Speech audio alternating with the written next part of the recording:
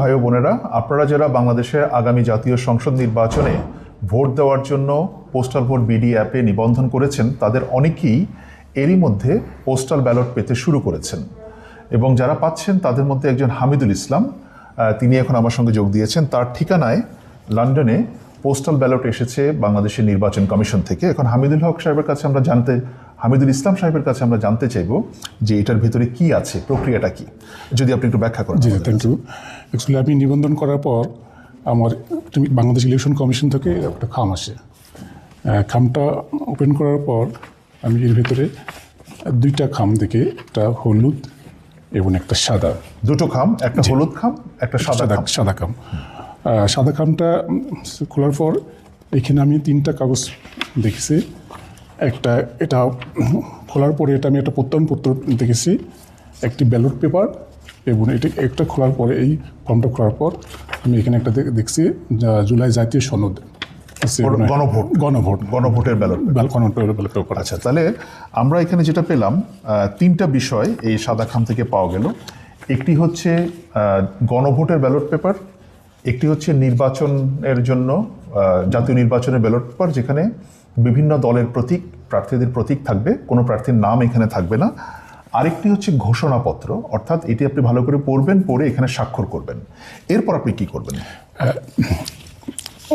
এরপরে ব্যালট পেপারে নির্দিষ্ট জায়গায় ভোট প্রদান করিয়ে ক্রস অথবা টিক চিহ্ন দেওয়ার পরে, এবং যে প্রত্যয়নপত্রটা আছে এটা স্বাক্ষর করার পরে, এবং হান এবং না যে গণভোটটা আছে, আর পক্ষে হলে হা টিক চিহ্ন, যদি না হয় ক্রস চিহ্ন দিয়ে, এইটা তিনটা আবার একইভাবে এই সাদা খামে বন্ধ করে দিতে হবে।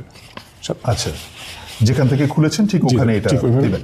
এবং এখানে একটা কাম আছে, সিলগালা করে দিতে হবে। তারপর এইটা যে হলুদ খামটা আমি পেয়েছি, এটা আমার এলাকা আসন উল্লেখ করা আছে, চুয়াডাঙ্গা 1 আসন।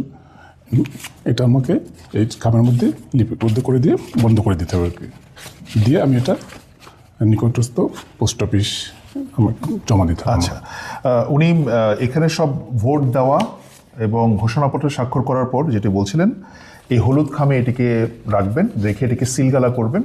সিলগালা করার পর নিকটস্থ পোস্ট অফিস, ব্রিটেনে যারা আছেন তাদের নিকটস্থ পোস্ট অফিসে আপনারা সেটি দিয়ে দিবেন। এবং যে হলুদ খামের ভেতরে বাংলাদেশের ঠিকানা দেওয়া আছে, অর্থাৎ যেখানে এই ভোটটি যাবে। তিনি বলছিলেন যে আপনি চুয়াডাঙ্গা 1 আসনের ভোটার, তার মানে চুয়াডাঙ্গা 1 আসনের ঠিকানাই ওনার ঠিকানা, রিটার্নিং অফিসারের ঠিকানা দেওয়া আছে, ওখানে চলে যাবে। যখন বাংলাদেশে ভোট গণনা হবে তখন এই ভোটটিও গণনা করা হবে। তা আপনারা যারা ভোট দেবেন তার জন্য আরেকটা গুরুত্বপূর্ণ বিষয় আছে। গুরুত্বপূর্ণ বিষয় হচ্ছে এই যে আপনি দেখতে পাচ্ছেন হলুদ খাম, এই হলুদ খামের ভেতরে একটা কিউআর কোড আছে। এই কিউআর কোড অবশ্যই আপনাকে স্ক্যান করতে হবে, এবং এটি স্ক্যান করার সময় মোবাইল ফোনের লোকেশনটাকে আপনার অন রাখতে হবে। যদি আপনি এটা স্ক্যান না করেন, আপনি ভোট দিলেও আপনার কিন্তু ভোটটি কাউন্ট হবে না, এটা গণ্য হবে না। সুতরাং সব প্রক্রিয়া সম্পন্ন করার পরে আপনি এটাকে স্ক্যান করবেন, স্ক্যান করে এই হলুদ খামে দিয়ে তারপরে নিকটস্থ পোস্ট অফিসে জমা দেবেন।